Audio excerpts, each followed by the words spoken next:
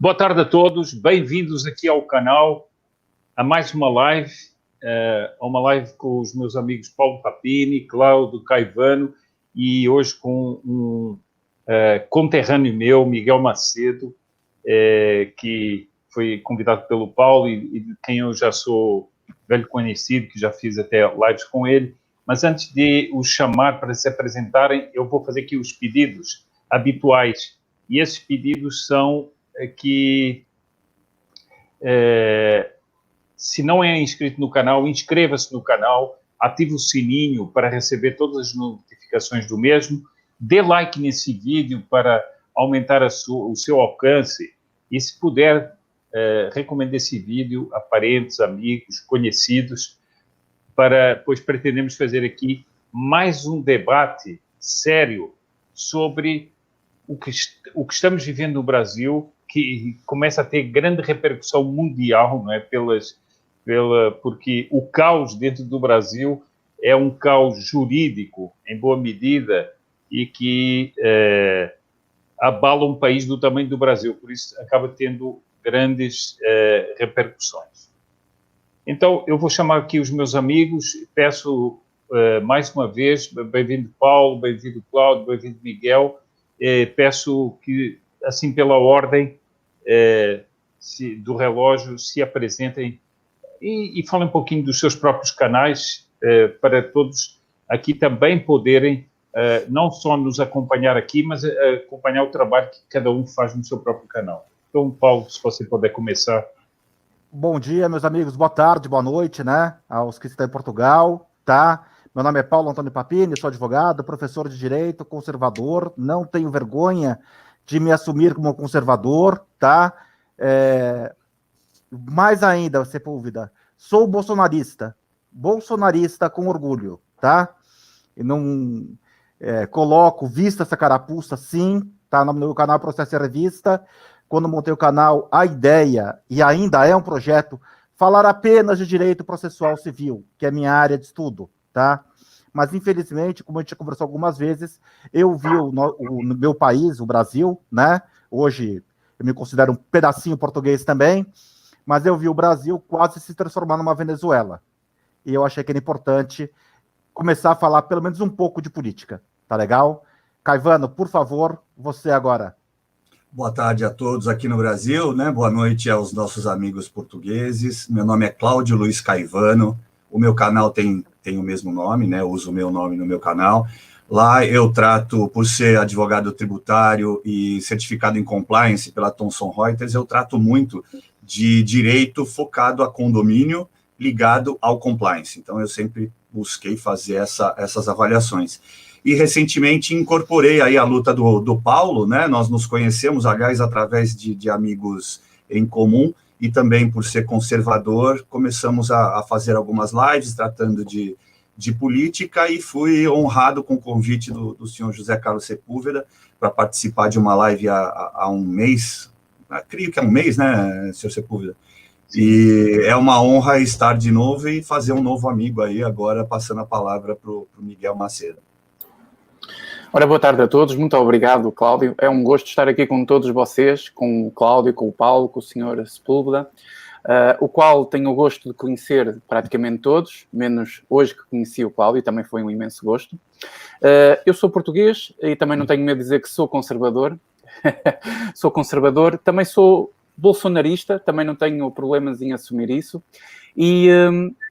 E sou comentador político, basicamente, e ativista político dentro daquilo que é o mundo político português e sociedade portuguesa, mas também do Brasil. Muita gente do Brasil conhece-me porque eu fui um dos maiores promotores de Bolsonaro a quando das eleições, e fiz de tudo possível aqui para desencantar todo o processo de manipulação que principalmente a comunicação social faz. Agradeço a todos pelo convite. Podem visitar o meu canal, é exatamente como o do Cláudio, é Miguel Macedo. Podem pesquisar e encontrarão o meu canal. Agradeço imenso o convite mais uma vez. Boa tarde para todos. Vamos a esta live que será, acima de tudo, interessante e um combate a sério a favor da democracia. Não parece, mas será. Bom, eu queria saudar a todos que já estão aqui nos assistindo, a todos os que estão nos escrevendo aqui no chat. Eu não consigo responder a todos, mas agradeço a todos e agradeço especialmente também àqueles que vão fazer a moderação dessa live. Então, eu vou introduzir o tema, se me permitem. O tema, é claro, eu comecei a live, vamos começar a live por um tema X, mas evidentemente ela vai se estender a outros assuntos, como é natural e como é natural de uma conversa. Bom, quase todos os dias nós somos surpreendidos aqui por decisões judiciais irracionais que subvertem o ordenamento jurídico e causam muito mal-estar na sociedade. Além de criarem um caos político e institucional. Nós temos visto isso ainda ontem na The Library, estávamos comentando uma notícia da Piauí que falava com precisão ou com imprecisão sobre um momento em que o ministro Celso Mello decidiu revelar a reunião protegida sob sigilo do Executivo, pelo presidente Bolsonaro, e que o Bolsonaro pensou fazer uma intervenção de algum modo no Supremo para afastar os ministros pelos abusos que eles estão cometendo. Bom, mas o que é mais grave é que nós constatamos que esses abalos têm uma doutrina jurídica pérfida, mas uma doutrina jurídica. Não são apenas arroubos autoritários de pessoas translocadas, mas eles cumprem, no fundo, um roteiro. Os sobressaltos causados na sociedade são mais intensos quando a atuação errática e cautizante parte da Suprema Corte, evidentemente. Aqueles que deveriam zelar pela integridade da Constituição são hoje os que reescrevem a Carta Magna a seu bel prazer, imbuídos da missão divinizada de conduzir a sociedade para, como eles dizem, novas conquistas civilizacionais. E tais conquistas confrontam, na maior parte das vezes, o sentir comum da população, seus valores mais elementares e, por fim, os valores cristãos que ainda empregam nos costumes e hábitos sociais. Essa é a realidade que nós vivemos no Brasil e que nos agride a todo momento. Isso está fazendo com que, efetivamente, nós vejamos todos os dias alastrar-se um pouco mais um totalitarismo, partido da Suprema Corte, ou partido de um judiciário mais alargadamente. E depois confusões, como eu também pretendo levantar aqui, em relação à Lava Jato, por exemplo, que deixam as pessoas um pouco perdidas nas considerações que elas devem fazer. Eu tinha lido um artigo que gostei muito do Dr. Ricardo Pic Braga, em que ele fala do panconstitucionalismo e fala do panconstitucionalismo, da juristocracia decorrente dele e depois do fim da democracia também decorrente dele. E é uma análise muito clara do que é que nós estamos vivendo no Brasil.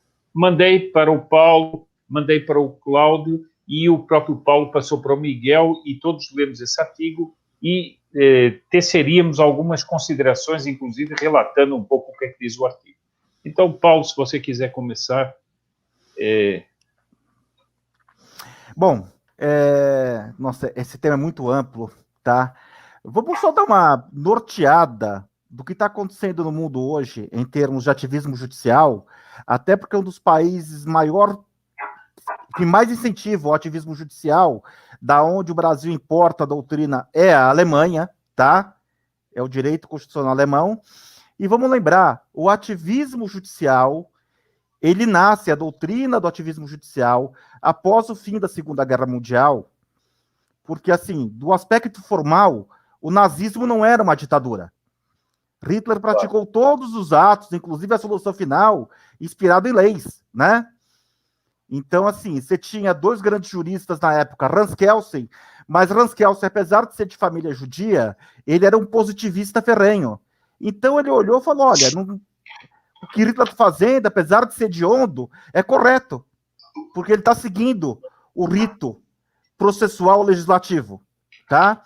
E daí você tinha, assim, o jurista do Reich, que era Carl Schmitt, e que prepara todo o caminho para o nazismo, tal, toda a estruturação normativo-jurídica. Após o fim da Segunda Guerra Mundial, os juristas falaram, opa, temos que evitar que algo assim aconteça de novo. Só que, assim, o que era para ser um mero exercício hermenêutico de interpretação da norma jurídica se tornou algo totalmente oposto. Hoje você tem, não apenas no Brasil, mas no mundo, de uma forma geral, Supremas Cortes decidindo de forma contrária ao que diz o texto constitucional. Tá? E eu não vou entrar aqui no mérito esquerda-direita, eu não quero entrar aqui nesse mérito esquerda-direita. Não esqueçamos que a eleição de George Bush Filho, nos anos 98 ou 2000, alguma coisa assim, foi decidida nos Estados Unidos pela Suprema Corte. Quer dizer, não é um evento também tão novo assim. A gente já está lidando com um evento, assim, com desdobramentos até tardios desse ativismo, tá? O que cabe aí, sim, a discussão esquerda-direita é, quando a direita ganha uma decisão, ganha uma eleição judicial, como foi no caso de George Bush Filho, com uma decisão ou com decisões de um tribunal, passa a existir toda uma narrativa de golpe, tá? Passa a existir toda uma narrativa de golpe da parte do derrotado, que foi o Al Gore, jornalistas americanos, etc. E quando a esquerda ganha com uma decisão judicial favorável a si, faz parte do processo democrático. Essa diferença existe, essa diferença de gradação existe, tá? Mas esse fenômeno não é tão novo assim entre nós. Já tem 20 anos, pelo menos, tá? Com efeitos jurídicos concretos em eleições. Tá legal? Só um pequeno dado aí, que eu li isso também, uma pessoa muito influenciada pelo direito alemão é o ministro Gilmar Mendes, né? Sim.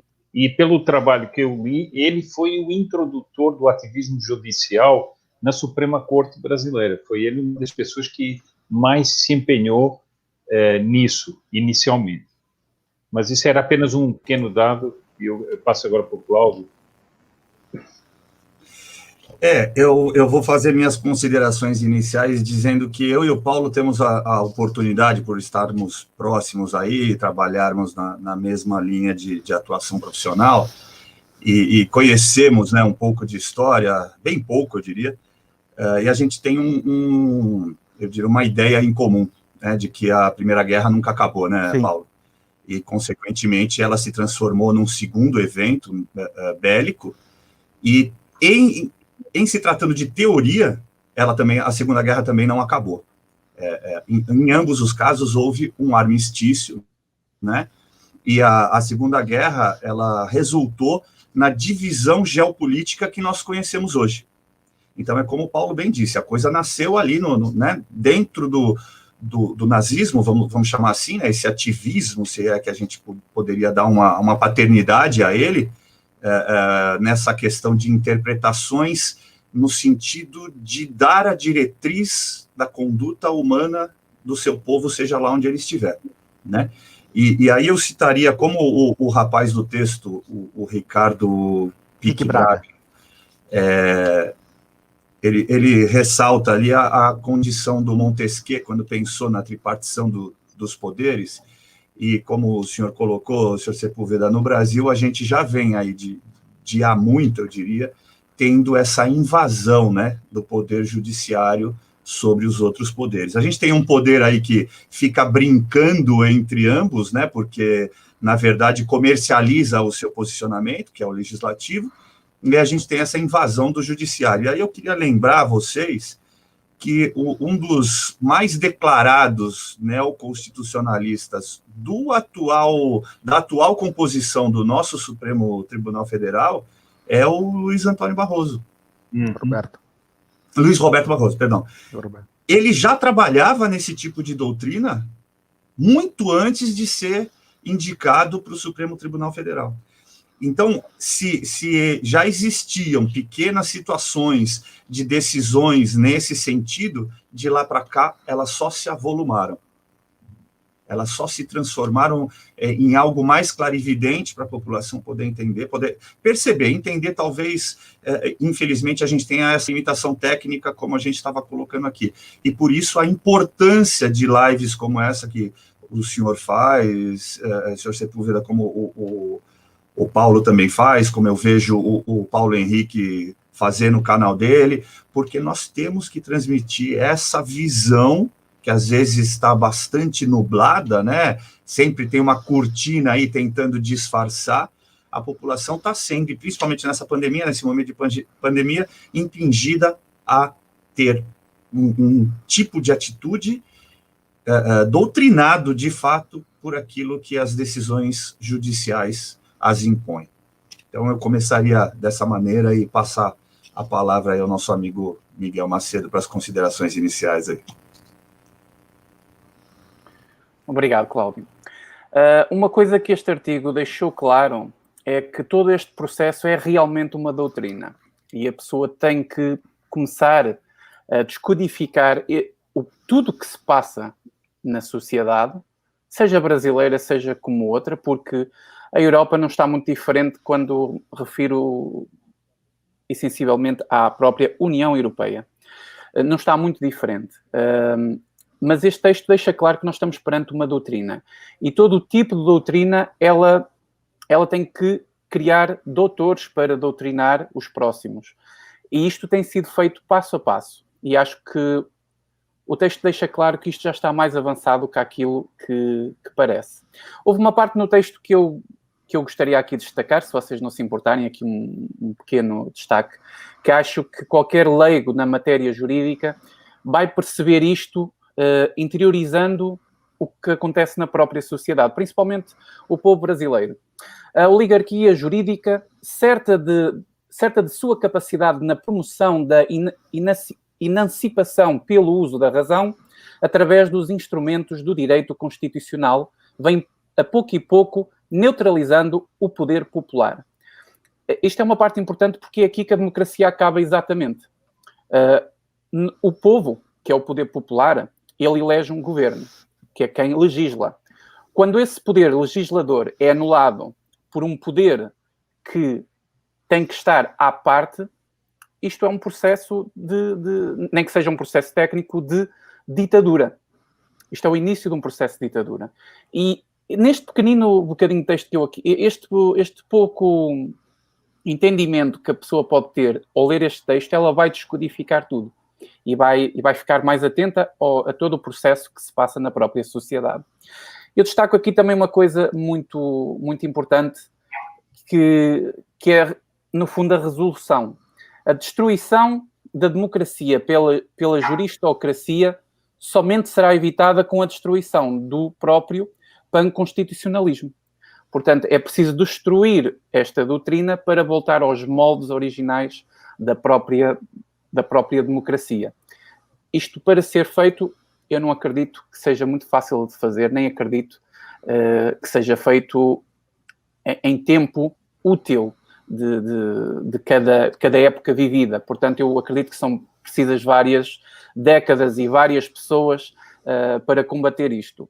Mas o que está a acontecer aqui, e as pessoas têm que ter noção, é que isto é muito perigoso. É aqui que acaba a democracia. É exatamente aqui. E como o Paulo referiu muito bem, uma pequena boa vontade, entre aspas, no final do nazismo, basicamente, da doutrina nazi, está a criar todo este processo, porque a história é sempre assim. Ela molda-se consoante os pensamentos atuais. Eu acredito que Sócrates não tinha planeado uma coisa destas. Sócrates não, Platão não tinha calculado uma coisa destas tão rápido. Tão rápido, acredito eu. Eu acho muito interessante nós entrarmos agora, se me permitirem, eu ia pedir um esforço especialmente ao Cláudio e ao Paulo, que é o seguinte, vocês tentarem explicar para leigos como nós, né, como Miguel, como eu, um princípio que eu vou aqui referir, que está no artigo, e que me parece extremamente necessário, porque vocês até são civilistas e isso é mais fácil, digamos, explicar para as pessoas, para os leigos comuns, o que é que está acontecendo. Eu leio aqui um trechinho do artigo que diz o seguinte, que o panconstitucionalismo é uma ideia de que constitucionaliza-se tudo, ou seja, a relação pessoal, a relação famosa do direito das gentes, não é? Que é anterior, que é o direito das pessoas, os acordos que as pessoas fazem, os tratos que as pessoas fazem entre si, elas ficam constitucionalizadas. Bom, e aqui diz o seguinte, na medida em que o Tribunal Constitucional pode basear-se em fundamentos constitucionais anteriores à Constituição e até contrários a dispositivos constitucionais expressos. Ou seja, nós teríamos uma principiologia que está anterior, que não foi definida por quem, não se sabe muito bem, né? Nós temos um caso concreto aqui na Corte Brasileira, que é no momento em que a Constituição diz que casamento é a união entre homem e mulher, mas como há uma principiologia, pode-se derrubar o que está escrito e pode trocar-se o texto constitucional. Inclusive, no artigo, há um certo momento em que há uma citação, já não me lembro de quem, que diz o seguinte, que, no fundo, os ministros são dotados de um poder constituinte permanente. Ou seja, seriam 11 deuses que têm um poder constituinte permanente, contrário a qualquer concepção da Constituição. Mas então, e por fim, o senhor ministro Barroso diz a uma certa altura que essa principiologia é uma fé civil, uma fé, ele fala de uma fé, é um pouco espantoso, né? Então, se pudessem explicar um pouquinho para nós o que é essa constitucionalização de tudo, o que é que isso quer dizer na hora para destruir o direito civil, se pudessem, eu acho que seria muito interessante. Então, vamos lá. Eu acho que eu vou começar essa explicação com uma frase de Barroso, tá? Que eu acho que, assim, é autoexplicativa, na verdade. Luiz Roberto Barroso, e é dele essa frase, tá? É dele essa frase. Ele disse certa vez que o direito, eu estou abrindo aspas, o direito é aquilo que os tribunais dizem que ele é, tá? Essa é uma das visões mais ultrapassadas do direito, que seria a coisa julgada faz o quadrado redondo, né? Porque, assim, se você partir do pressuposto que o direito é aquilo que um tribunal diz que ele é, então o direito deixa de ser ciência para se tornar um ato de fé. Então é isso, Luiz Roberto Barroso. Seu mestrado, seu doutorado, na verdade, você defende que o direito deixou de ser uma ciência. Basicamente seria isso que ele estaria defendendo. E daí hoje se fala, por exemplo, em estado de coisas inconstitucionais. O que é o estado de coisas inconstitucionais? Não se sabe. É uma coisa vaga. É eu não gostar do Jair Bolsonaro, é eu não gostar, sabe, de um deputado federal X, do Márcio Labre, do Tony de Paula, do Carlos Jordi, é eu ser contrário ao armamento civil, e daí eu falo simplesmente que isso faz parte de um estado de coisas inconstitucional, que não significa nada. Não significa nada a prioristicamente. Ele vai significar de acordo com a pintura que der o intérprete. Mas eu posso falar mais, porque, na verdade, o ministro Barroso, ele fala isso no livro dele. Eu tive a oportunidade de ler o livro dele, tá? Ele se considera, assim como os outros ministros do Supremo, e, claro, ele mais que os outros, é como se o STF e as cortes constitucionais fossem um grupo de déspotas esclarecidos, resolvidos a salvar não apenas a sociedade de si própria, mas também a Constituição de si própria. E daí é o grande problema. A gente vai discutir que a Constituição brasileira, que teve muito da participação intelectual do português Canotilho, né?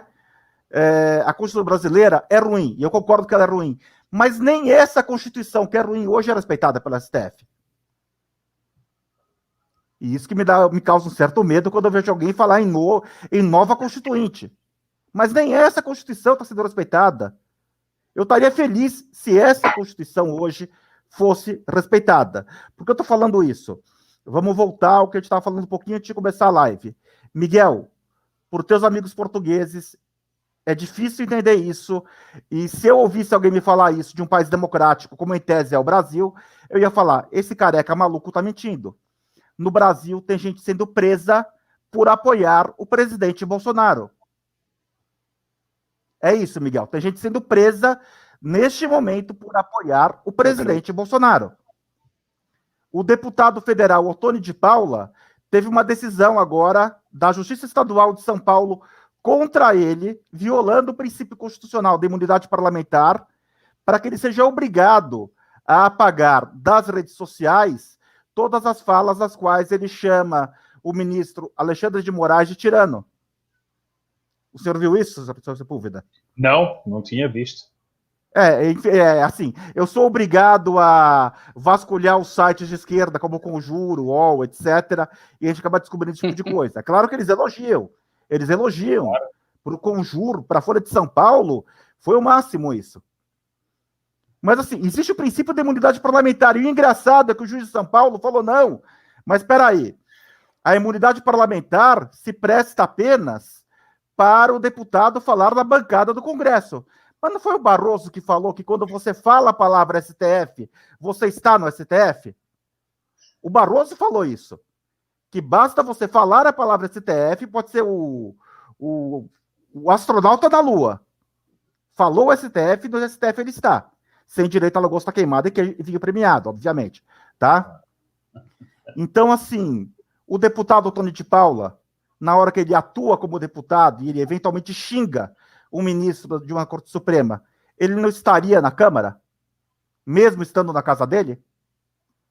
Essa é uma pergunta, né? Mas parece que essa imunidade parlamentar não vale. Agora, a imunidade parlamentar vale, por exemplo, quando o deputado Jean Willis cuspiu no então deputado Jair Bolsonaro, na votação do impeachment de Dilma Rousseff. Tá? Então, basicamente, hoje temos o seguinte, temos um grupo de proto-ditadores, ou de déspotas esclarecidos, ou de tiranos iluminados, decidindo salvar o povo brasileiro de si próprio. Tá? Essa é a decisão que eles tomaram. Nós somos 11 seres ungidos que temos que salvar o Brasil de si próprio. Eu tenho algumas outras leituras que eu vou falar sobre essa questão na live ainda, mas basicamente o ativismo judicial do Barroso é exatamente isso. Até porque o Barroso, em seus escritos, só para complementar esse raciocínio, até porque o Barroso, em seus escritos, ele, no começo, ele fala, olha, e o autor fala isso, o ativismo tem que ser visto com moderação. O ativismo não é uma carta branca para o tribunal fazer tudo. Da mesma forma que Alexandre de Moraes, certa vez, se manifestou no STF que a liberdade de imprensa no direito é um valor sagrado. E quem não quer ser criticado não se expõe à vida pública. Quem falou isso? Não foi Paulo Papini, não foi Miguel Macedo, não foi Cláudio Caivano, não foi Sepúlveda. Foi ministro Alexandre de Moraes. Será que ele vai se enquadrar no inquérito 4789? Né? Pela fala pretérita dele? Seria possível. O modo de justificar isto é que eles são tiranos mesmo. Não há outra forma de justificar isso. Exato, é a qualificação, né? Eu concordo em gênero, número e grau, né? O Paulo é o mestre, então eu devo me curvar por dever de ofício aqui. Mas sem brincadeira, ele está correto. E eu vou pegar um link dessa última frase que ele disse, né? De a tentativa de proteger o povo de si mesmo. A nossa Constituição, quando promulgada, foi chamada de Constituição Cidadã. Ela tinha a pretensão e acabou acontecendo, de alguma maneira, de blindar o cidadão com inúmeros direitos. No entanto, o cidadão, como o senhor mesmo colocou, senhor Sepúlveda, o Paulo já falou, ele não tem condição, por si próprio, de entender quais são esses direitos. e tampouco de entender que esses direitos implicam em deveres. Então, em tese, eu compreendo da seguinte maneira: a função principiológica da Constituição teria, de novo, em tese, o pressuposto de eliminar lacunas na legislação infraconstitucional, a tornar mais palatável para o povo, ou seja, que ele pudesse entender do que aquela determinada lei está dizendo, e aí sim, adequar a sua conduta dentro do que a lei determina, porque ninguém é obrigado a fazer ou deixar de fazer algo, senão em virtude de lei, não da Constituição. Né? A Constituição estaria, como o Paulo falou de Kelsen, estaria um degrau acima, então ela simplesmente existiria para preencher lacunas. Mas o que o povo tá vendo, e talvez não esteja percebendo, e foi o seu pedido, é que a Constituição está tomando o lugar de leis, ou melhor, esses 11 ministros estão se colocando em tal nível que eles legislam. Então, é sim uma invasão dos poderes, que a gente falou, da tripartição dos poderes, eles estão invadindo o poder legislativo, assim como estão invadindo o poder executivo. E como isso não foi percebido? Que nossas conversas de bastidor sempre são essas. Isso não ocorre do dia para a noite. Isso já vem, como o Paulo falou, de décadas, o Miguel também falou da necessidade de mudar isso. Vai ser preciso mais de uma década, evidentemente. Isso também já vem ocorrendo há mais de 20 anos. Não é? E esse ativismo, ele vem se transformando, como eu disse, hoje você pega o dedinho, né, para ser bem didático, aí você pega o dedinho, amanhã você, né, já não está contente com a falange, você pegou o dedo inteiro, aí você abarca a sua mão, quando você for ver, já tomou-lhe o braço e o corpo todo. É o que aconteceu com o ativismo judicial no Brasil. Hoje ele perdeu o pudor. Perdeu o pudor. Então, ele está fazendo aquilo que ele quer, aquilo que ele acha, né, esses ministros, aquilo que eles querem, aquilo que eles acham correto. E como a gente traduziria isso de uma maneira muito didática e muito prática? Eu, particularmente, entendo essa questão principiológica da Constituição e esse ativismo judicial que a gente está enxergando como aquele velho chavão que vinha sendo usado aí nas últimas 2 décadas, do tal do politicamente correto. Da mesma forma que o Paulo colocou, como explicar isso? Como a gente traduz o politicamente correto? Para mim, eles são similares. Ativismo judicial e politicamente correto, eles são primos, quase irmãos gêmeos, um para que a população entendesse e o outro para que pessoas mais técnicas, né, ou que tivessem uma visão um pouco mais alargada, conseguissem entender. Mas, no fim, são a mesma coisa. O politicamente correto no Brasil se tornou um aprisionamento, principalmente dos conservadores. Então, você, ao fazer qualquer coisa que estivesse minimamente fora daquilo que é pregado, porque não deixa de ser uma pregação, né? Daquilo que é pregado pelo politicamente correto, você era atacado, seja nas redes sociais, seja nas ruas. Então, você já era alçado, como agora está acontecendo com mais ênfase, a fascismo, nazismo, né? Você é racista, enfim. Então, isso tornou-se muito perigoso. E eu entendo que agora chegou no ápice dessa questão, que é esse inquérito que o Paulo colocou aí na hora que a gente estava nos bastidores e no início da fala dele, um inquérito totalmente inconstitucional, nascido dentro daquele Supremo Tribunal Federal que deveria controlar e balizar a nossa Constituição. Fake news? O que significam fake news? Diga, Paulo. Eu queria responder uma pergunta do Sérgio Cardoso, e eu já falei sobre isso na outra live, tá? O Sérgio Cardoso acabou de perguntar, falou, existe algum remédio jurídico contra o Supremo nesse momento?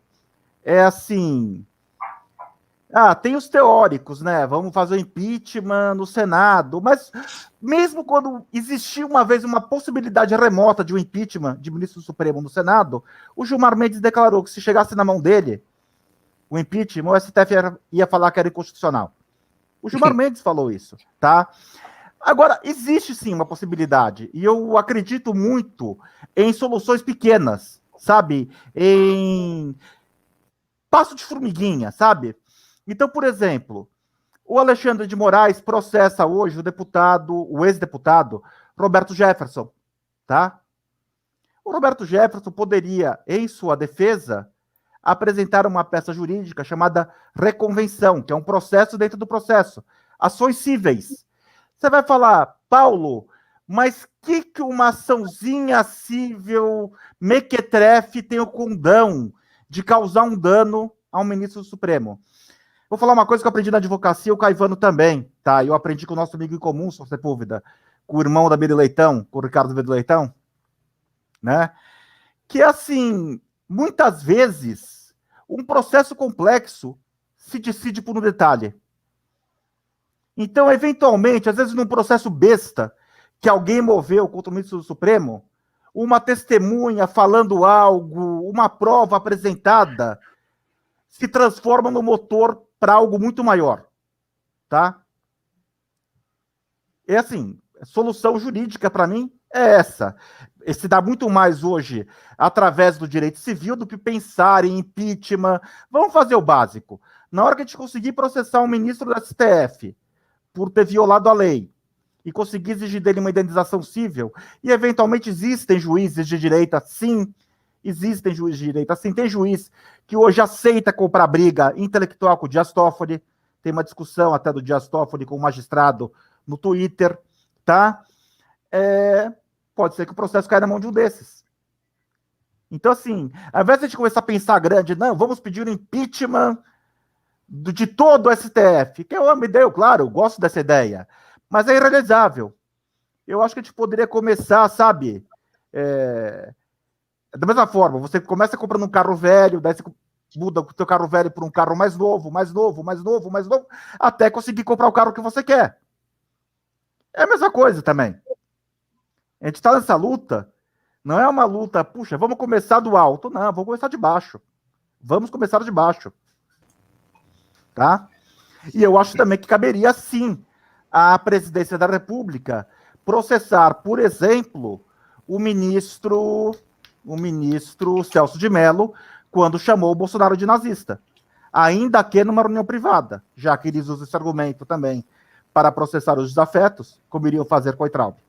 Tá legal? Mas queria responder só o Sérgio Cardoso, que ele perguntou, não queria deixar isso daí passar em branco. Tá ótimo. Antes de passar para o Miguel, eu vou aqui fazer os agradecimentos, para não perder aqui os nomes. A Regina Lucena fez uma contribuição aqui para o canal e escreveu: os togados deixam claro que pertencem a uma elite, a uma casta que está acima de qualquer cidadão comum. Esses deuses que se sentem impunes e que lhes é permitido tudo, só reafirmam que o golpe do judiciário foi legitimado. Eu agradeço muito as palavras da Regina Lucena e a contribuição que fez aqui para o canal. Depois, tenho aqui mais... Só um minuto. Bom, Anise Souza fez uma contribuição e diz 11 editores gerais da nação. Isso em referência ao à fala do Dias Toffoli, né? 11 editores gerais da nação. Vergonha desse ministro. Muito obrigado, Nice. O Sérgio Cardoso fez uma contribuição para o canal e diz: doutores, existiria algum... Bom, já foi respondido. Eu agradeço a contribuição do Sérgio Cardoso. E o Sr. JJ Santos, nosso grande amigo do canal do Paulo Henrique, e fez uma contribuição aqui e diz: pela lógica desse magistrado, poderíamos considerar que as sessões virtuais inválidas? É uma pergunta, não é? Porque, então, se o deputado Ottoni só pode falar lá dentro do Congresso, então as sessões virtuais são válidas? É uma pergunta muito interessante, né? O Lino Alme diz aqui, fez uma contribuição, diz aqui, descrituraram a nossa... Destruíram. Destruíram. Somente uma reforma completa e dolorosa resolve. A gente não sabe a reforma do quê, né? Mas pronto. Mas eu então passo para o Miguel para ele falar um pouco sobre essa questão aí Ele, antes de nós entrarmos aqui, estava dizendo que ele acha que se nós tivéssemos um governo de direita ou de algum modo conservador em Portugal, nós também teríamos um processo desses Não tenho existe em dúvida. Portugal, ou seja, então se ele pudesse falar um pouquinho disso. Com certeza.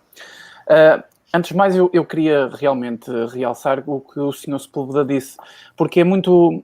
É assustador perceber que este poder, esta oligarquia que está a ser instalada no judiciário, ou no judicial, como queiram chamar ao poder, ele pode decidir fora da própria Constituição, por um ato de fé, entre aspas, por assim dizer. Então isto torna-se perigoso no malabarismo de construir narrativas para sobrepor ao próprio legislativo. Então, quer dizer, o que é que o povo está aqui a fazer a votar nos seus representantes? Nada. Zero. Eu queria ressaltar aqui um texto, novamente no documento, que o documento eu achei muito interessante. Eu queria ressaltar aqui um bocadinho desse próprio, que vai explicar isto de uma forma muito, muito prática e objetiva para destruir até o que o próprio Cláudio disse, que é o politicamente correto, que nos acorrenta de pensar fora da caixa e dizer, isto não está muito bem, eu votei naquele fulano e é aquele que está a decidir. Isto são pensamentos práticos que as pessoas não conseguem ter. E a certo momento o documento diz assim: há que se resistir à tentação de se acreditar que uma elite de juristas, de professores, de estudiosos reunidos em um tribunal, em uma universidade, em uma organização internacional, possam saber melhor o que o povo quer, o que é melhor para o povo. Peço desculpa. Qual a melhor norma de ser adotada? E tenha poder para impor as suas próprias opiniões à revelia ou sem a participação da vontade popular. Quando isto acontece, o processo democrático está destruído, acabou. Eu acho que aquela pergunta que o Paulo respondeu de uma forma que foi prática e objetiva, é escusado pensar alto quando nem conseguimos estar cá em baixo. Mas uma maneira de começar, se calhar a mostrar esse descontentamento e encorajar quem está dentro do campo técnico, é realmente organizar aquilo que nós podemos fazer como povo, que é manifestação. Nem que fosse manifestação todos os dias. Nem que fosse todos os dias às portas do STF, neste caso do Brasil, se fosse aqui em Portugal, do Tribunal Constitucional, porque haveria de chamar pelo menos a atenção do internacional, haveria de alguém ter que dar justificações do que está a acontecer, porque é que as pessoas estão todas na rua tantas vezes sempre a dizer o mesmo e a pronunciar o mesmo. Então, era muito importante que as pessoas deixassem pensar tão alto como o próprio impeachment, que é pelo que eu já percebi, e a prática de perceber que não é possível, não é? Tecnicamente é possível, mas na prática não vai ser possível, e começar a olhar e perceber o que é que nós temos no nosso poder exatamente. É mais fácil, se calhar, ir por aí. Em relação ao que o Sr. Sepúlveda falou aqui de Portugal, eu não sei a quantidade de portugueses que estão a assistir a esta live e muito menos aqueles que são de direita. Mas eu quero chamar a atenção de toda a gente que nós ainda não estamos nessa fase. Mas eu acredito que isto vai ser um problema. A partir do momento que Portugal consiga destruir o sistema socialista, portanto, que a direita, digamos a direita tradicional, realmente a direita antissistema, consiga romper com esta oligarquia também existe dentro do nosso país, vocês acreditem que a partir desse momento vão começar a ouvir falar muitas vezes de Tribunal Constitucional. Isso não acontece agora exatamente pelo mérito da questão doutrinária, que é o socialismo. Todos eles estão dentro da mesma forma de pensar. Por isso, o Tribunal Constitucional ele é pouco relevante aqui em Portugal e eu acredito que muita gente, se calhar, nem sabe que existiria um Tribunal Constitucional que trata as questões constitucionais. Agora, nós também temos aqui um poder que ele está adormecido. E eu acho, é a minha opinião, não sei como na linguagem técnica ou na opinião técnica se isto é válido ou não, mas é a minha opinião, que o parlamentarismo tem um pé à frente do sistema do Brasil, do presidencialismo, que é o próprio poder do Presidente da República. o próprio poder do Presidente da República, ele pode ser oposição ao próprio governo, ou vice-versa. Agora, é mais fácil termos um legislativo a ter que se moldar ao presidencial do que ao contrário. No caso de Portugal está a acontecer exatamente ao contrário. Toda a gente sabe que o presidente Marcelo Rebelo de Sousa está moldado ao próprio governo socialista. Mas nós temos aqui esta vantagem, eu acredito que isso seja uma vantagem, por causa da divisão de poderes, que no parlamentarismo ela parece mais sólida. Ou melhor, ela é mais difícil de ser violada por este panconstitucionalismo. Parece-me a mim. Não tenho a referida bagagem técnica para perceber se seria ou não. Agora, acreditem numa coisa. Se alguma vez tivermos um governo de direita no nosso país, este processo doutrinário, ele vai ser um problema. E eu não vejo ninguém, nem tão pouco técnicos, a falarem desta questão ou preocupados com esta questão. Portanto, aqui em Portugal, nós estamos muito, muito atrás do que será o processo do fim da democracia. Se as pessoas já acham que estamos, porque tem acontecido muita coisa que tem colocado a liberdade das pessoas, a opinião até das pessoas em jogo ou em causa, até mesmo o conflito de poderes que tem existido, então esperem para ver se eventualmente entrar uma direita no poder. Se. Eu peço a alguns para recordarem o tempo de Passos Coelho e as menções ao Tribunal Constitucional dessa altura. Façam um estudo, venham ao passado, usem a máquina do tempo e tentem perceber o que eu quero dizer com isso. E Passos Coelho não é propriamente uma direita tradicional, um conservadorismo tradicional. É uma social-democracia mais refinada, na minha opinião. É esta a minha opinião, fica aqui o alerta para todos os portugueses. Eu queria fazer uma observação, posso fazer uma observação? Sim. Só em cima do que o Miguel falou, tá? Sr. Sepúlveda, é assim, e esse sentimento, a própria direita se enxerga assim, numa certa medida. Existe a direita autorizada, e a própria direita, existe uma direita que a gente pode chamar de isentão, ou a gente pode chamar da direita prudente e sofisticada, tá? Que tem um certo nojinho do Bolsonaro, né? Que tem um certo nojinho, porque o Bolsonaro, ele fala palavrão de vez em quando, sabe? Porque o Bolsonaro fala, acabou, porra, né? E daí um amigo meu, que eu não vou nem falar o nome dele, mas um amigo meu, advogado, também um dia ele até virou para mim, falou, Paulo Papini, você tem que me convencer, a mim, a votar no Bolsonaro. Não tem que convencer o senhor Sepúlveda, o Caivano, o Miguel Macedo, o Alan dos Santos. Sou eu que tenho que ser convencido. Mas posso falar uma coisa? Essa direita prudente e sofisticada, eu andei pensando muito sobre isso esses dias. No fundo, bem no fundo, esse cara é de esquerda e não se assume. Esse cara é de esquerda e não se assume. Porque a mesma pessoa que tem nojinho do Bolsonaro, porque o Bolsonaro falou um palavrão, porque o Bolsonaro falou, acabou, porra, esse mesmo cara não tinha nojinho do Lula quando ele aparecia urinado numa reunião em Davos, na Suíça. Ele não tinha nojinho do Lula quando o Lula mandou expulsar um jornalista do Brasil que ousou dizer a verdade, que ele era um alcoólatra, que ele é um alcoólatra, né? Que é uma doença que não tem cura, você pode controlar a doença, tá? Então, assim, no fundo, esse eleitor prudente e sofisticado, ele quer alguém com o intelecto de Edmund Burke, que fale 40 idiomas, o refinamento, a moderação de Neville Chamberlain, a determinação de Churchill. Ele quer alguém que não existe. Ele quer alguém que não existe. Ele quer alguém que não existe. E, basicamente, a gente tem isso. É o Partido Novo, que são os liberais que hoje estão se postando contra o contrato social e defendendo a ditadura do STF. O João Amoedo, do Partido Novo, e eu fui um dos primeiros que levantou a bola da farsa que era esse partido.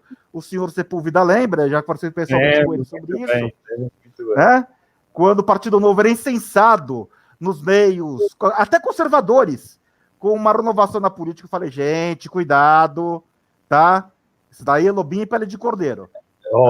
Paulo, você, com a sua intervenção, me lembrou uma frase do De Gaulle que dizia o seguinte: esse isentão, esse centrista, não havia a palavra isentão, mas o centrista é aquele que acha que o inimigo tem sempre razão.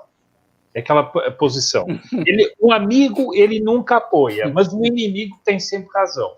Eu achei isso tão francês e tão bem explicitado, que é esse estado de espírito, né?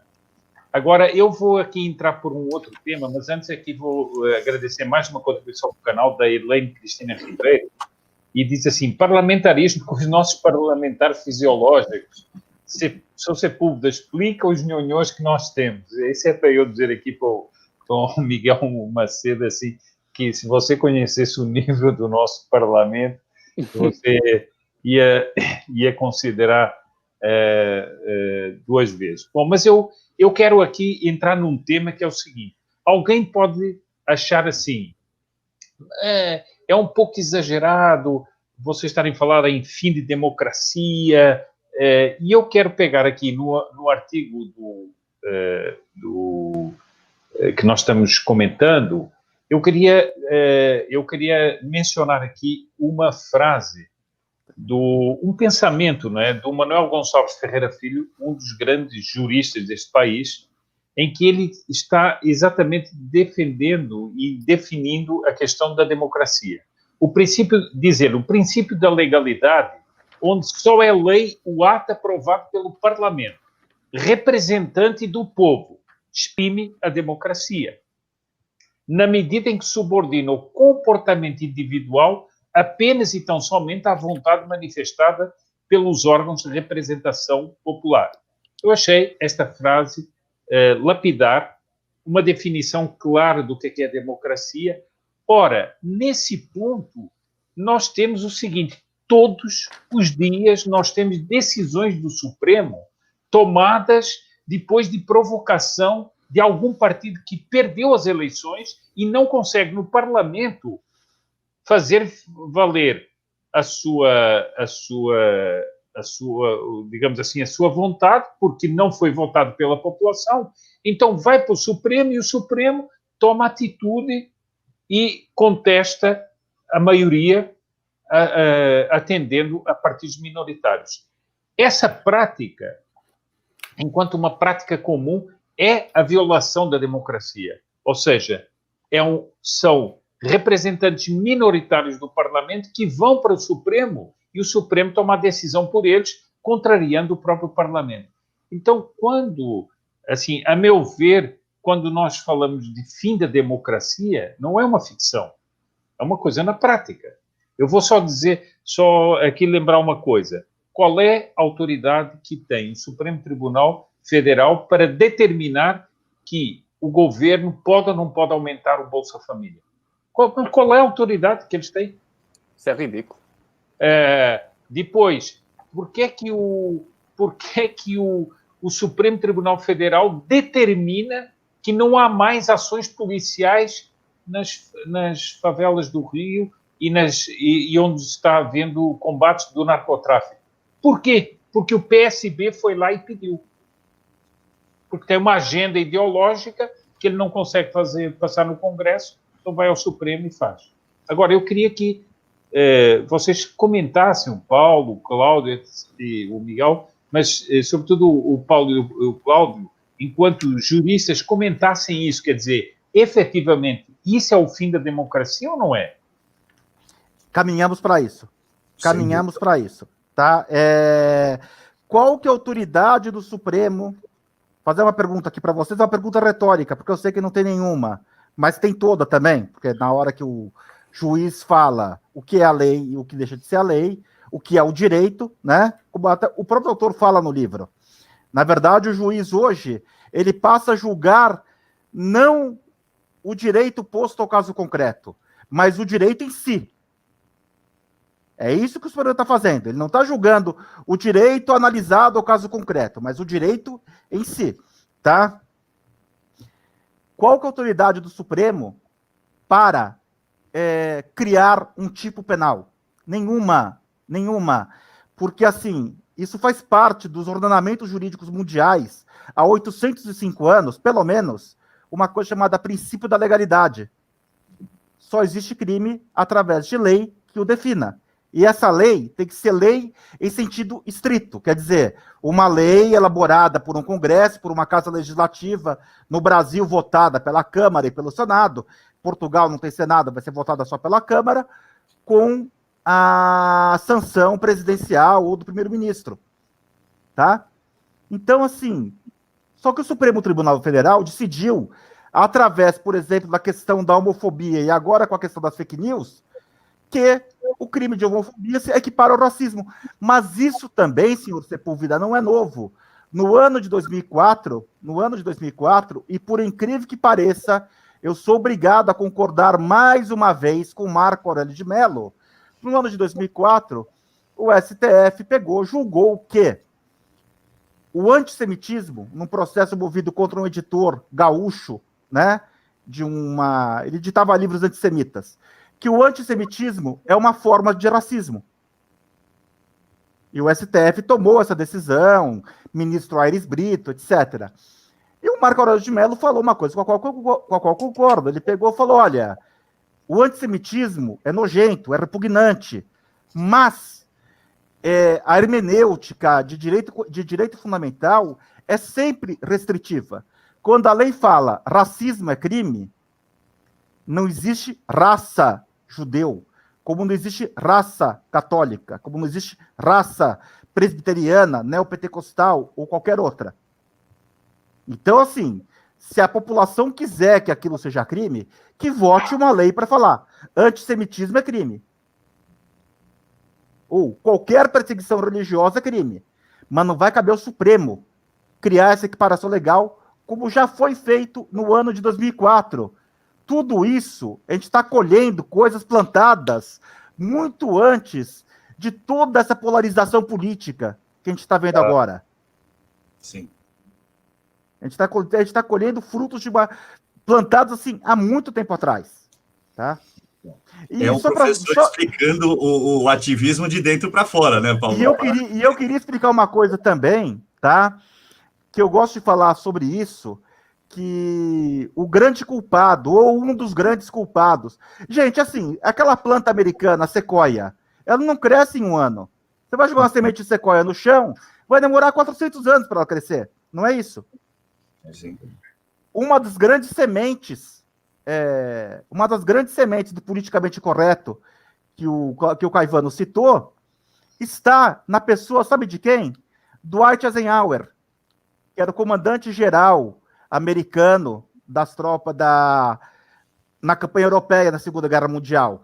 Ele tinha uma intriga, ele tinha uma questão pessoal com Patton, uma disputa política com Patton, e na Segunda Guerra Mundial houve o evento de 2 soldados americanos que se fingiram de doentes no hospital na Itália, para não combater na guerra.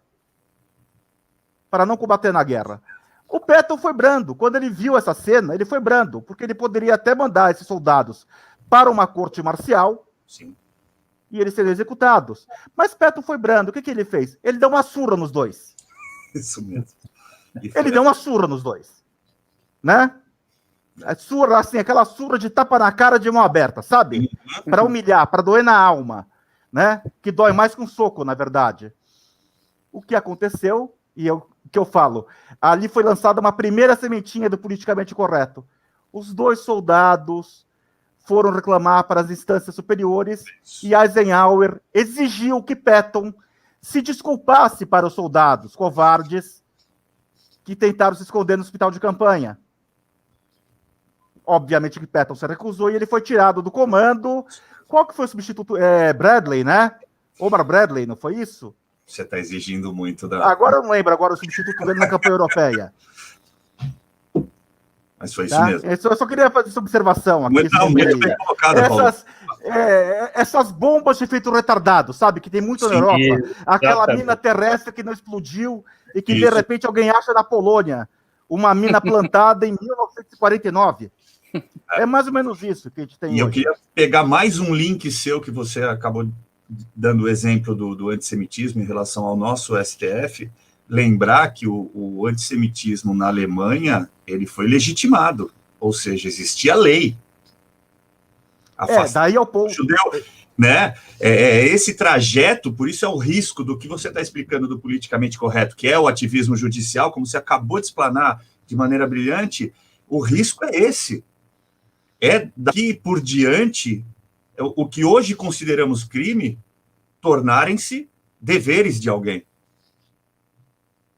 Exatamente. Esse é o pior dos cenários, é o terror diante dos nossos olhos, que vem se construindo, como o Paulo colocou, há décadas. Como eu tinha dito, inclusive, né, no começo, esse politicamente correto, ele vem se arrastando aí o Paulo já trouxe esse marco temporal que a gente estava falando de forma empírica aqui, porque a gente gosta de história, que tinha nascido lá, e isso tudo está se provando.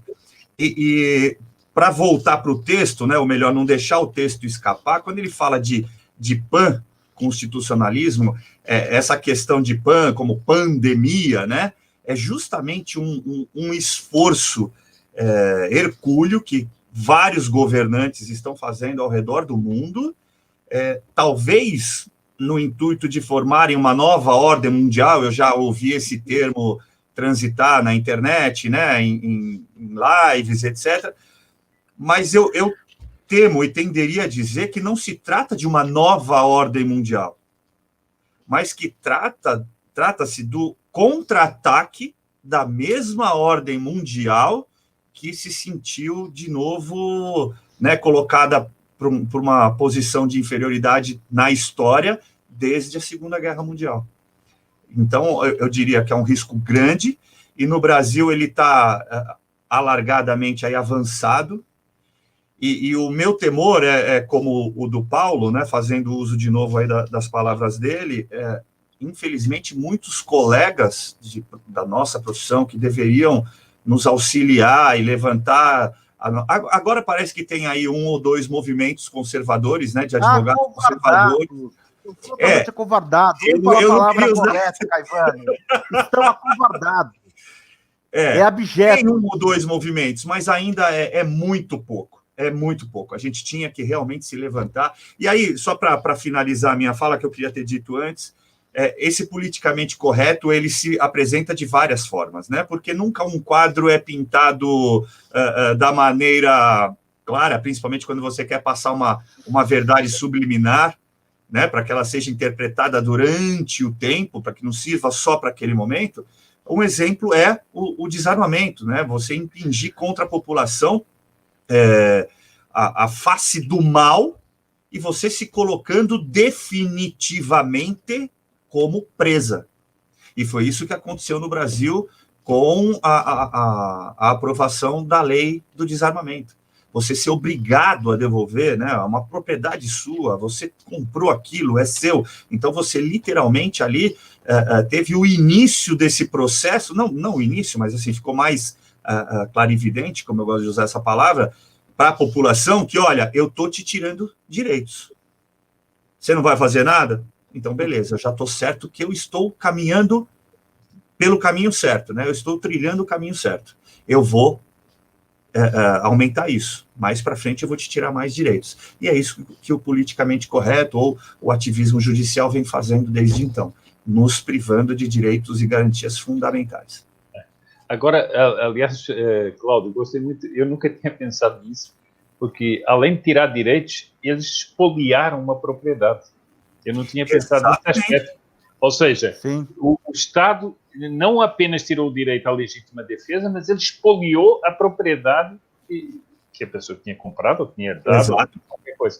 Muito interessante isso aí, por acaso. E através de uma lei, né, seu Sepúlveda? Então, assim, é como nós estamos tratando aqui, né, é concernente ao que a gente está construindo essa nossa narrativa na live, em relação àquele texto. Aquilo foi, sim, uma demonstração clara de que o Estado estava, sim, já num alargado ativismo judicial, invadindo a vida privada do indivíduo. Ou seja, desindividualizando, tornando coletivo um direito que não podia ser coletivo, ele era meu. Eu tinha aquele direito. E aí eu volto ao que o Paulo falou, né, do Bolsonaro, que teve essa coragem de voltar atrás, né, nesse sentido, através do decreto, e tentando devolver um direito que já era nosso. Mas aí os alarmistas de plantão vão dizer que ele é um genocida, né, isso vindo do próprio STF, que ele é um fascista. Por quê? Porque se contrariar essa ordem mundial, esse ativismo judicial, é como o senhor colocou, você é inimigo, então você tem razão, você quer ter razão, mas aqui, com o nosso ativismo, com a nossa complacência aqui, você não vai passar, não. Aqui, o nosso grupo, você não manda. Eu até vou pegar esse gancho aqui, antes de passar para o Miguel, porque é muito interessante. Antes, vou só ler aqui 2 contribuições. O Sr. JJ Santos volta aqui a fazer uma doação e diz assim: essa foi a melhor definição de isentões que eu ouvi nos últimos dias, aquela fantástica. Do Decor. Realmente fantástica mesmo. Muito obrigado, Sr. JJ Santos. E eu tinha aqui mais a Silvia Henriques também mandou aqui uma contribuição para o canal e diz: segundo consta no artigo 142 e 37 de Direito de Intervenção Federal a um órgão específico, STF, e só pode ser feito pelo presidente, o que vocês têm a dizer. Eu já vou passar outra vez essa pergunta, mas nós na live anterior falámos bastante disso. Se procurar a live que eu fiz, que tive a alegria de fazer com o Paulo e com o Cláudio, a anterior, nós abordámos bastante isso, falámos inclusive falámos da Lei de Segurança Nacional, falámos do artigo 142, mas eu já peço a um deles que dê um pouquinho a resposta. Não sei quem é que, dos dois, quem é que se prontifica a fazer uma resposta rápida para qual é a pergunta? A pergunta era sobre o 142 aqui diz, o artigo 142, o direito de intervenção federal a um órgão específico como a STF só pode ser feito pelo presidente. O que vocês têm a dizer? Sim, é uma cláusula aberta na Constituição e Visgandra defende isso. O presidente, sim, tem o direito de, num estado de anomia, claro, é uma situação excepcionalíssima, eu diria ultra excepcionalíssima, que é o caso quando o STF começa a mandar prender gente sem base legal alguma, sem base criminal alguma, sem evidência alguma do direito penal, do direito processual penal. Sim, totalmente possível. É uma cláusula penal aberta. Eu queria só, antes de passar a palavra para o Miguel, eu não quero monopolizar muito essa fala, mas eu queria fazer uma observação. É que o positivismo, gente, não resolve tudo. O positivismo jurídico. Claro. Tá? Porque, assim, não existe uma previsão constitucional. Olha, o que fazer quando o ministro do STF pisa na bola? Por quê? Porque quando se imaginou a figura de porque país nenhum do mundo tem essa previsão. Quando você nomeia uma Corte Suprema, você está pensando nas pessoas mais inteligentes e mais impolutas da República, do Estado. Então você não vai fazer uma previsão, puxa vida, mas a gente já teve recentemente o ministro da Suprema Corte que havia contra ele acusação de bater mulher. Né? Sim. A gente já teve esse ministro, e que foi incensado e quase alçado a figura de candidato de presidenciável. Já tivemos esse ministro. Quer dizer, um ministro de Suprema Corte, por exemplo, o Alexandre de Moraes, no aspecto técnico, tá, vou falar agora, existe contra ele a acusação de plágio. Apenas por existir a acusação de plágio, ainda que seja infundada, e eu cheguei a ler as obras, me parece infundado, mas ainda que seja infundado a acusação de plágio, apenas por existir, já desqualificaria aquela pessoa a estar numa Corte Suprema. Voltamos. Estamos falando da nata, da inteligência jurídica nacional, com um grau absoluto, assim, uma reputação totalmente ilibada. Tá? Seria quase o ideal de uma monarquia, basicamente. Então, assim, não dá para você colocar alguém sobre a qual, uma pessoa sobre a qual tem uma sombra de dúvida, paire uma sombra de dúvida. tá? Mas só isso que eu queria falar, então, sobre o artigo 142 e passar a palavra para o Miguel. Só para fazer uma parte. A pessoa menciona o 37, né, senhor Sepúlveda? 37, exatamente. Então, eu até abri aqui na minha tela para não cometer um ato falho, mas o 37 ele está adstrito aos princípios da administração pública. Então, ele preconiza a maneira pelo qual o executivo, o legislativo e o judiciário devam proceder, mas eu não entendo que haja uma ligação com o 142, que eu concordo com o Paulo, é uma cláusula aberta, com possibilidade de interpretação e de uso do presidente em caso justamente dessa invasão de um poder sobre o outro. Há sim uma menção no parágrafo 10º do artigo 37 sobre o 142, mas é única e exclusivamente no tocante à acumulação de proventos. Se a pessoa tem mais de um provento dentro da República, deve ser vedado isso, né? Então, o 37 ele está num outro patamar. Eu não entendo como possibilidade de ser utilizado pelo presidente em caso de invasão dos poderes. Eu queria só fazer essa parte para complementar a explanação do Paulo. Eu agradeço e já agora vou lhe pedir uma coisa. Aqui o Rubem Graça, que é português, ele diz o seguinte: olha, como eu sou português, não conheço o funcionamento do STF, podia-me explicar rapidamente como são nomeados e escolhidos os magistrados para o STF, se você pudesse dar uma indicação do presidente da República. E com a aprovação do Senado. Exato. Com a aprovação do Senado. Tem 5 anos, não é? Não. Mandato é vitalício. Então isso já está errado, não é? O mandato se extingue com a morte. Com a aposentadoria ou com a morte. A aposentadoria com 75 anos de idade. O legislativo tem capacidade de alterar isso, porque isso é quase... É uma monarquia, não é? Quer dizer, fica aí tudo instalado. Mas é o legislativo que teria a capacidade de mudar isso, porque um dos problemas é esse, é ter os mandatos vitalícios. E eles vão manipulando a forma como querem, até terem os governos que querem. Portanto, na altura do governo do PT, do Lula e Dilmas, nós percebíamos que havia ali um conluio completo com o próprio Constitucional. Agora que entramos numa doutrina e ideologia completamente diferente e num modo de política diferente, já temos o Constitucional à perna. Eu perceberia isto como sendo um dos princípios errados da Constituição brasileira. É esses mandatos vitalícios, entrou para a vida. Acho que isso é o maior princípio errado. Porque se não fossem vitalícios, haveria a possibilidade da própria monarquia ter uma rotatividade.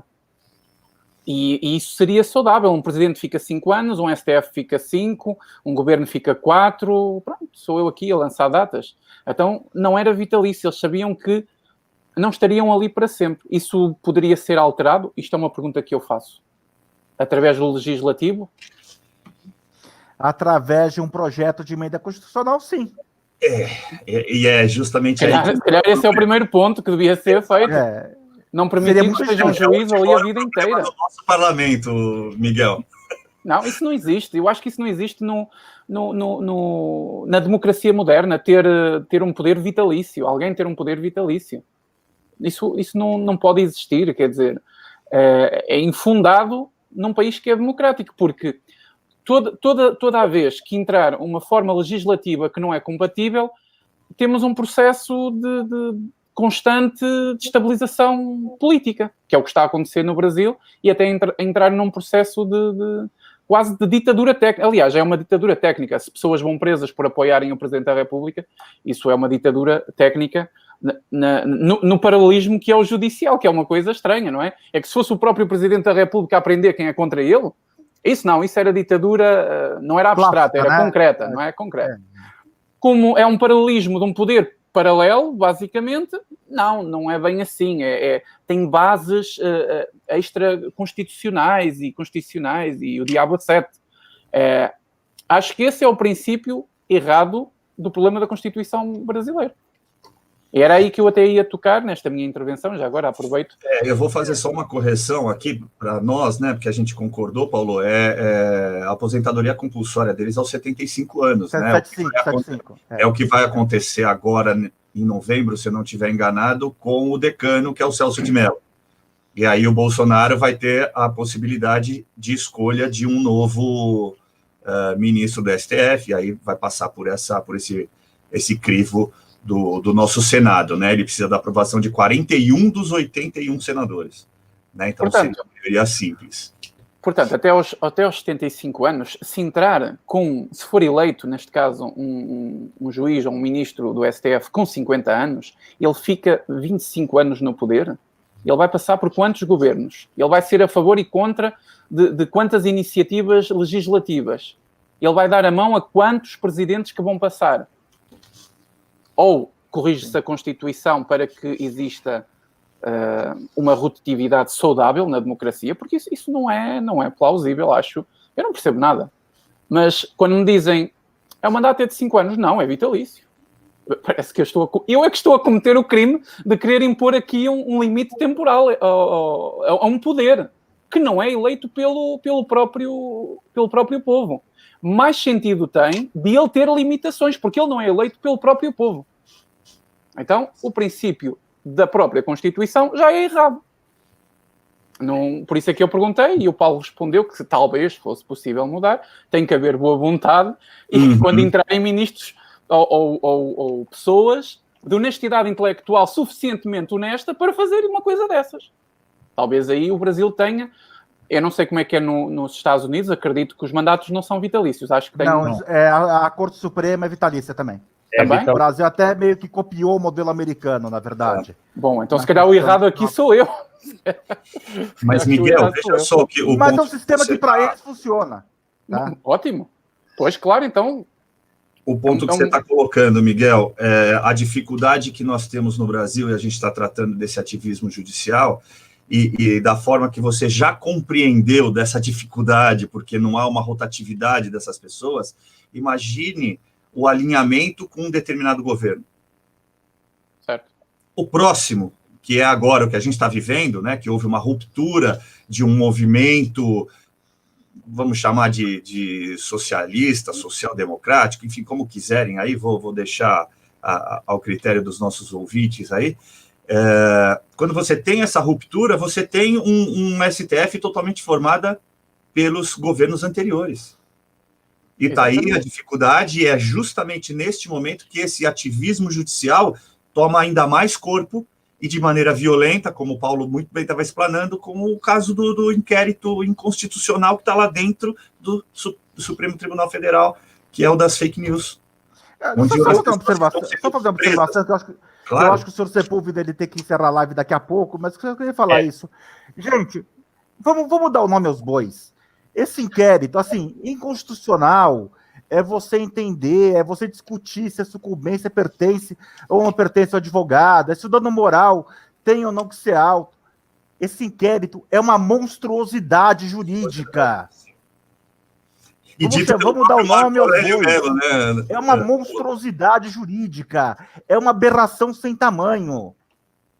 É o nazismo acontecendo hoje. Sim. Tá? Está lá como democrático. A comparação do Weintraub é corretíssima. Chama-se Kristallnacht.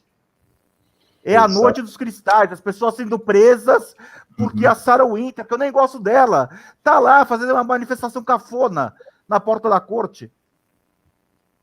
Tá? Isso é uma aberração, isso é monstruoso. E assim, o que é mais monstruoso para mim... Cláudio, vamos lá. Quantas pessoas do meio jurídico, se você conhece, além de mim, você e o Scavone, que falam o que a gente está falando agora? Pouquíssimos, Paulo. Dá para contar, talvez, nos dedos de uma mão. Do Lula, que se propõe a falar... Do Lula. De uma mão do Lula. De uma mão do Lula. Porque que se proponham, que tenham essa né, se exponham como nós estamos fazendo já há algum tempo, é menos de uma mão mesmo, com toda certeza. Tá? Mas, por favor, seu Sepúlveda. Eu queria agradecer aqui ao meu amigo Renato Vasconcelos, que lá da Europa fez uma contribuição aqui para o canal, não deixou nada escrito, mas eu agradeço muito. Bem, eu queria só levantar aqui um último pontinho, realmente daqui a uns 10 minutos eu vou ter que encerrar para nós darmos o espaço para a live importante que o Paulo Henrique vai fazer no canal dele, com muitas pessoas estão assistindo, vão assistir lá, é o seguinte, nós temos uma concepção, eu não estou aqui dizendo se a pessoa concorda ou não concorda com o regime democrático, a pessoa pode ter observações políticas, históricas, etc. Mas a democracia, o regime democrático, como ele nasceu, o atual, ele pressupõe que o soberano seria o povo. Essa era... Artigo 1º. Eu tenho as minhas considerações pessoais sobre esse... Mas não é isso que eu estou falando. O que realmente é o seguinte. Pela democracia, nós temos... O povo é soberano.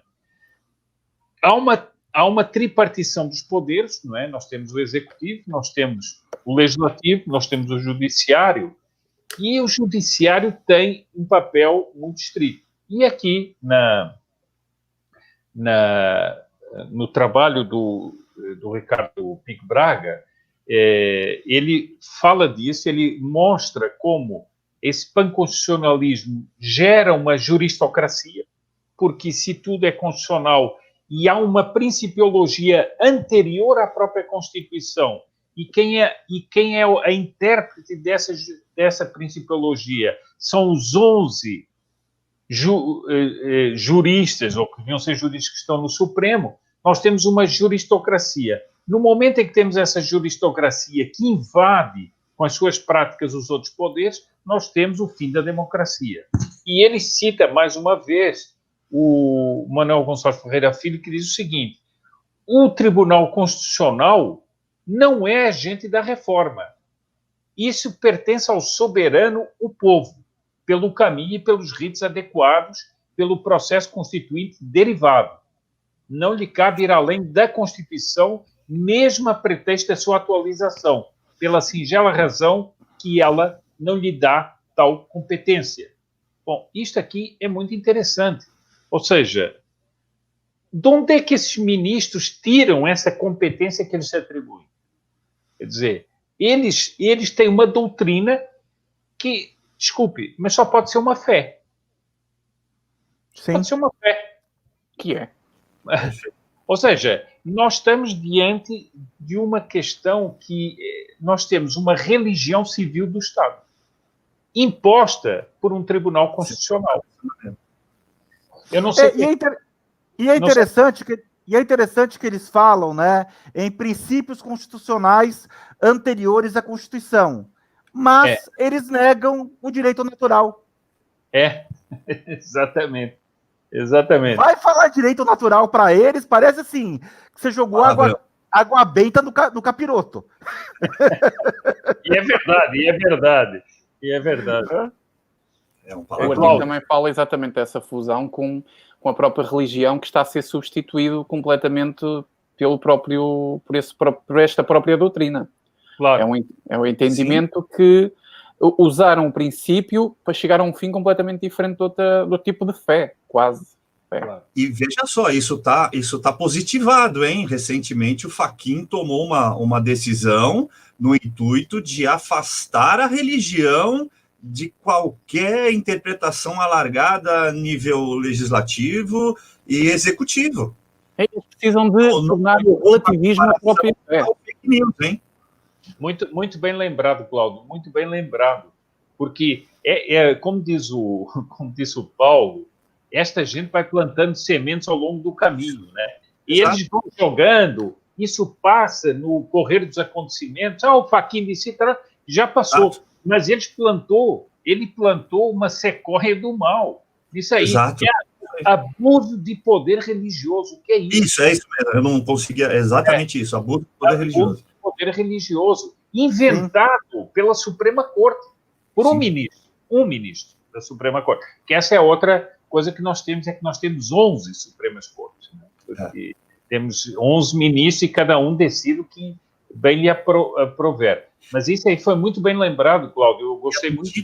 À medida, senhor Sepúlveda, me desculpa de novo interrompê-lo, à medida que isso vai ocorrendo, é justamente na contramão. Querem acusar o Bolsonaro de que as queimadas na Amazônia ele não faz nada, então de que isso estaria afastando novos investidores, né, de vários países do mundo para o Brasil. Eu tenderia a dizer que o que afasta investidores, o que afasta a instalação de empresas no Brasil é justamente o que o STF está fazendo, que é causando a insegurança jurídica. De que maneira uma multinacional forte vai investir bilhões de dólares num país onde, se ele tiver que recorrer à Corte Suprema do país, ele não tem garantia nenhuma do que vai acontecer, de que a lei vai ser seguida, de que ela vai ser garantida. Eu, se fosse um grande empresário desse, eu me afastaria. Esse país não é seguro para o meu dinheiro. Perfeito, perfeito. Bom, antes de também passar... há aqui um problema, deixem-me só encerrar, só um bocadinho, Sr. Sepúlveda, muito rápido. Há aqui um problema que nós não podemos esquecer. A comunicação social está dentro desta própria fórmula de panconstitucionalismo. É preciso.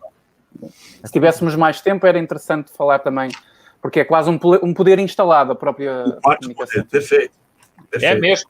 Miguel, foi muito bem lembrado isso aí, porque, na realidade, eu vi, por exemplo, eu vou lhe dar um exemplo concreto.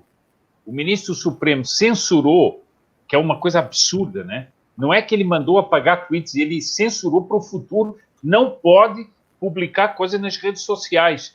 Pois tinha ontem uma jornalista reclamando do Supremo.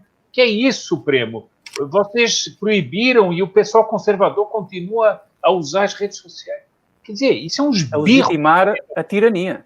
É um esbirro da ditadura plantado numa redação do jornal. Completamente.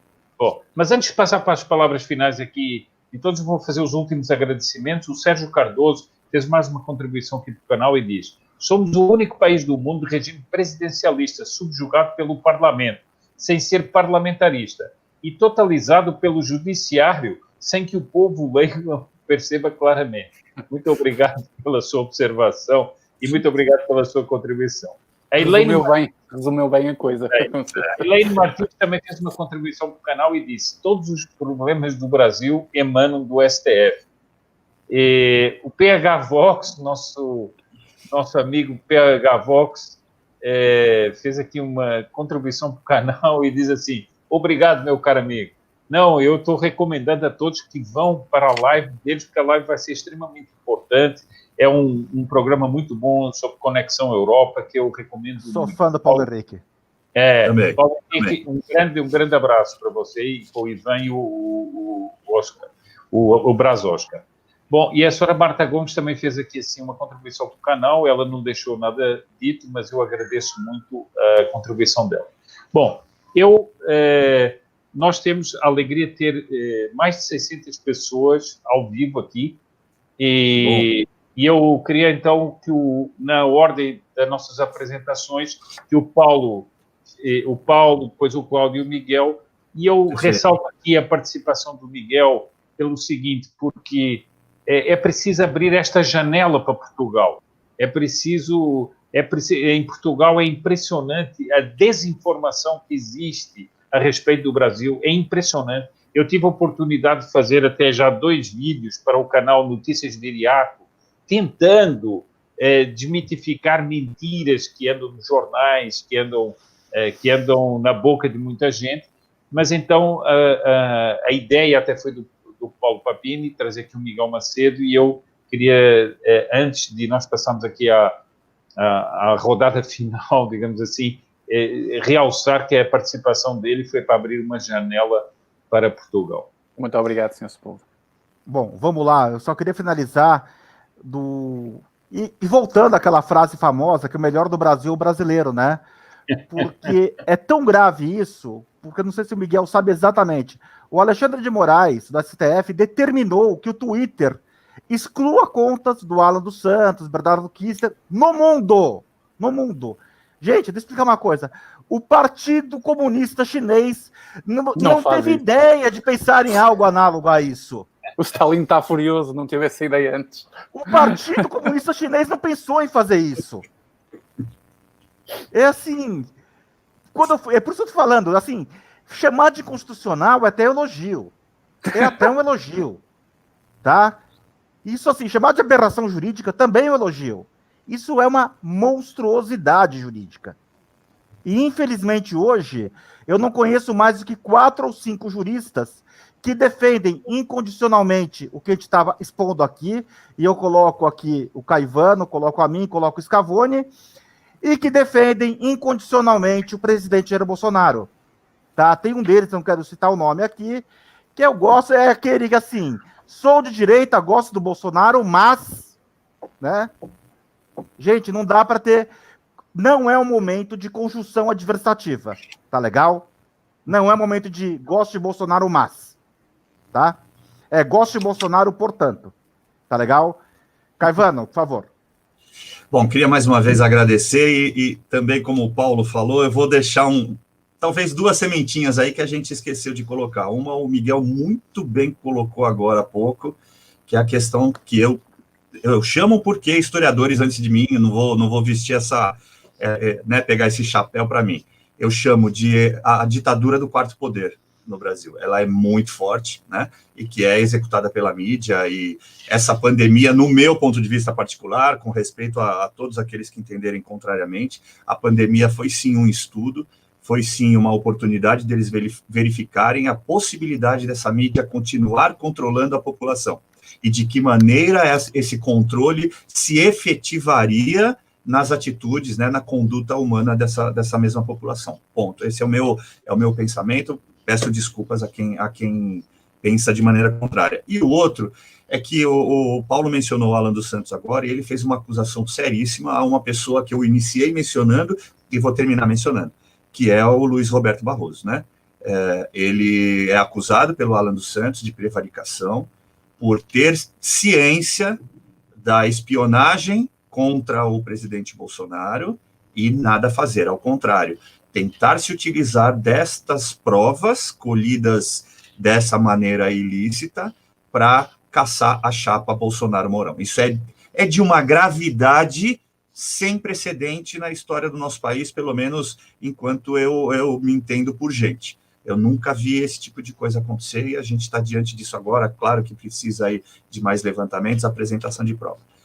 Por fim, Miguel, foi um prazer te conhecer.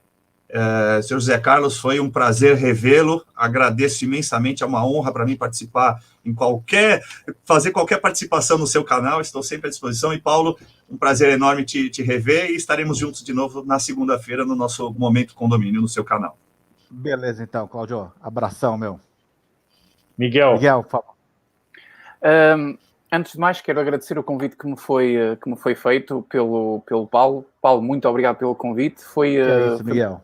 Foi uma conversa muito, muito produtiva, muito boa. E agradeço também ao Sr. Sepúlveda, pessoa que já conheço com imenso respeito e admiração, o Sr. Sepúlveda.